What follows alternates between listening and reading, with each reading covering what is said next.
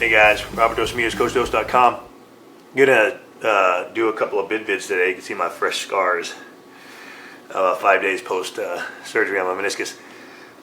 Wanted to throw some stuff in there because I put them in a workout yesterday and we've been using them a lot. You've probably seen them in some of the vids. So I want to break down this TRX modified muscle up.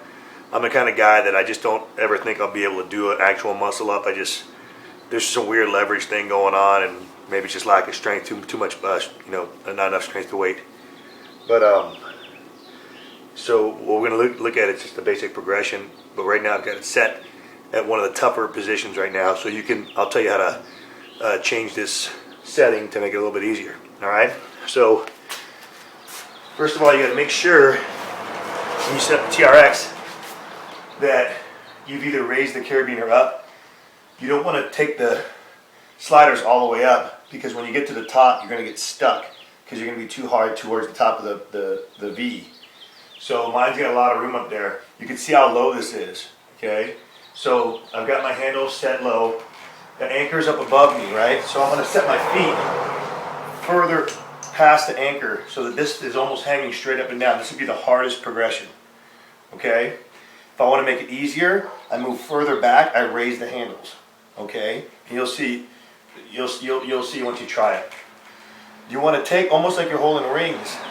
So you want to really get a good flex with the wrist, curl them under, okay? Hook grip style.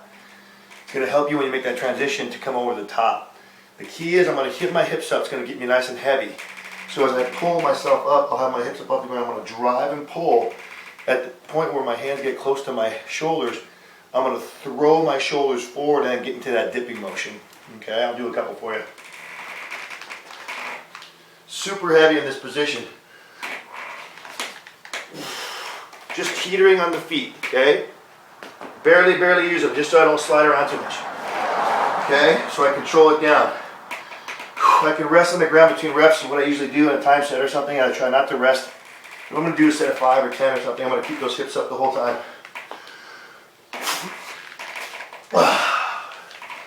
Whew. You see we fail right there. Scoot back just a bit.